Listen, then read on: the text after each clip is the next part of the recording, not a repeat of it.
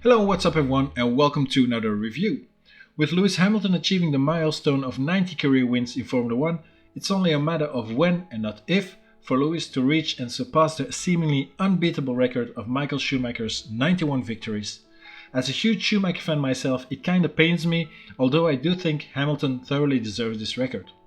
Most Formula 1 fans today like to put the emphasis on the car advantage of the Mercedes Lewis is driving, and in a way they are right.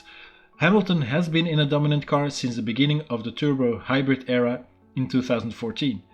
That being said, Schumacher also achieved his win record thanks to some dominant seasons with Ferrari. To put things into perspective, you'll need to have a look at stats like this pie chart here, where the dominant eras are being compared. Then there's also the factor that there are a lot more races these days. Schumacher had about 52 races in utterly dominant cars, 2001, 2002, 2004, whereas Hamilton had more than double that, 110 races from 2014, 15, 16, 18, 19 and 2020. Lewis, however, had a real strong teammate in Rosberg for 3 of those seasons, and Nico was allowed to challenge Hamilton, whereas Michael only had number 2 drivers next to him. Ferrari also had a very strong alliance with Bridgestone, but that also put him on a disadvantage in some races.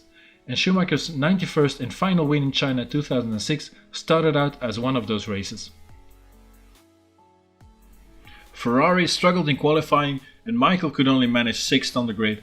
Heavy rain before the race meant the Michelin-shot cars had an advantage over the Bridgestone runners early on. However, once the track started to dry out, the Bridgestones came into their own and Michael passed the likes of Barrichello, Button, Fisichella and title rival Alonso to the flag. It proved to be his last win for Ferrari, his last win of his career, number 91. Mattel Hot Wheels were back then, unfortunately, the only model making brand having the Ferrari Formula 1 license. Luckily, this race-specific model is one of their better ones, even though it's not on the level of the likes of BBR or Looksmart. Strangely enough, Hot Wheels never produced a more detailed elite version of this 248 F1. So this 118 diecast has been modeled to the car that Michael steered to his 91st and last Formula 1 victory. And let's first have a look at the box actually. So let's put the model aside for a sec. So yeah, there's a picture of the real car with the date and the location, and then the Schumacher logo, and then some more information of the race itself, and then also some kind of highlight reel.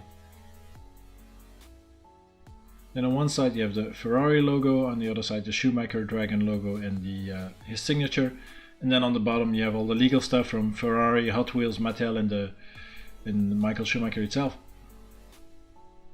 So yeah, you can tell this model is quite older with damage on the box as well, but it's all about the model car, of course.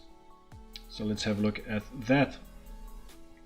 And as you can see, it comes on this plastic base with the Schumacher Dragon logo, and on the other side you have a plaque with all the information on it from the race itself.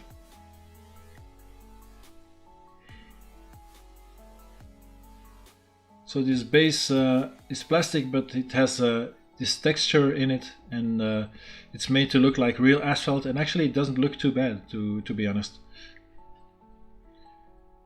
The model itself then is quite simple, but of course cars back then weren't so intricate as they are nowadays. So yeah, it looks quite simple compared to the new ones. So I'll unscrew it from the base now to have a closer look at it.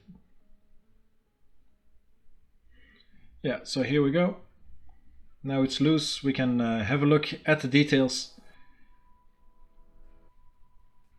And as I said, not too extremely detailed, but still there are some nice things on it. And one of the first things notable is that it has these intermediate tires, even though the car, the real car, finished on dry tires.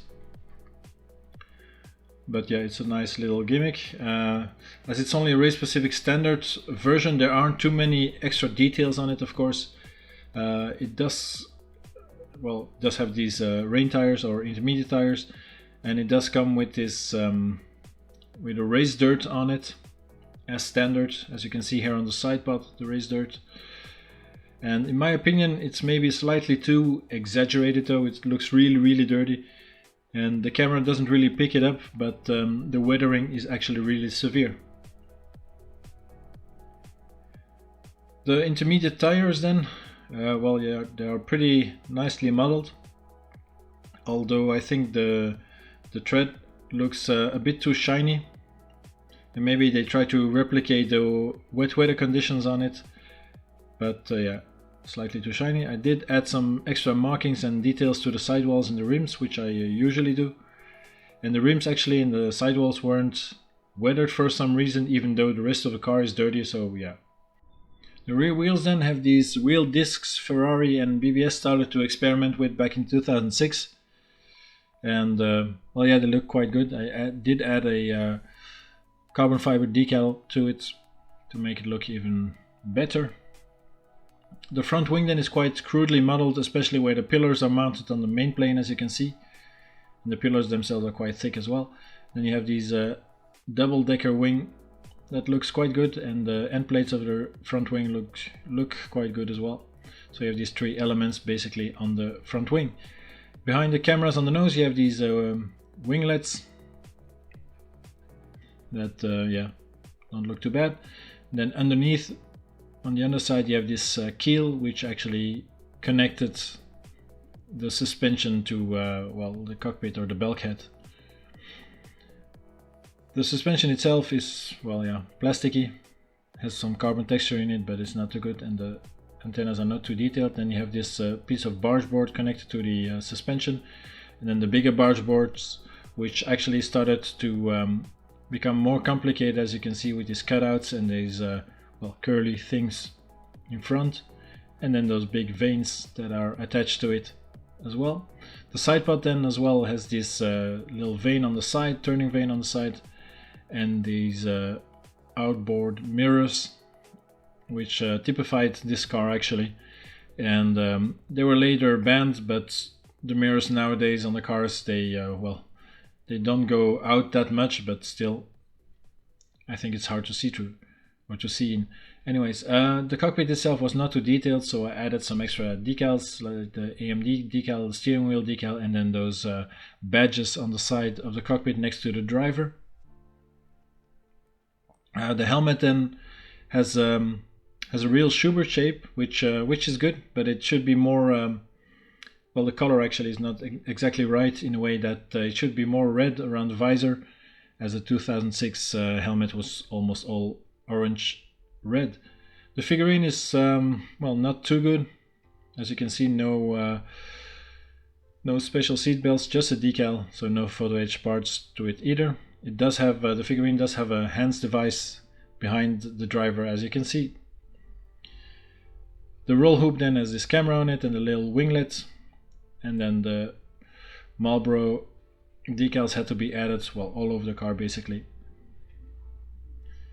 The side pod then has this well, to nowadays standards, shallow undercut, and then the floor has some carbon texturing in the plastic. On top then you have these well, there used to be chimneys, but they morphed into turning vanes guiding air to these winglets. And then you have this ramp in front of the rear wheels, and they added a little winglet to it as well to well, flick up the air over the spinning rear wheels. The exhaust then, the top exiting exhaust, there's no carbon fiber detailing on it, which is a bit of a shame, so it looks really plain. Then behind it you have this beam going across the back of the car, a bit comparable to the T-wing nowadays. The rear wing itself then, you have these two separate main planes that are actually quite good. So there's a little bit of space in between, not too big as you can see, so it looks quite good. The rear wing has these pillars, center pillars, that are connected in these big white plastic things. I don't know why, because it doesn't really look good like that. Then the whole diffuser part, you have the lower rear wing beam connecting to the diffuser actually, and then you have the big diffuser, and there's no carbon detailing on the in the plastic on the crash structure and the diffuser, which is a bit of a shame because it kind of looks okay, but would have looked better with the carbon detailing on it.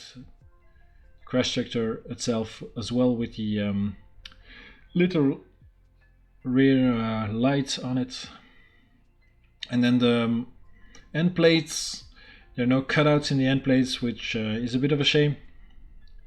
Doesn't look too good, to be honest. But well, given the fact that it's almost a 15-year-old model and that it's a Hot Wheels, it actually doesn't look too bad considering.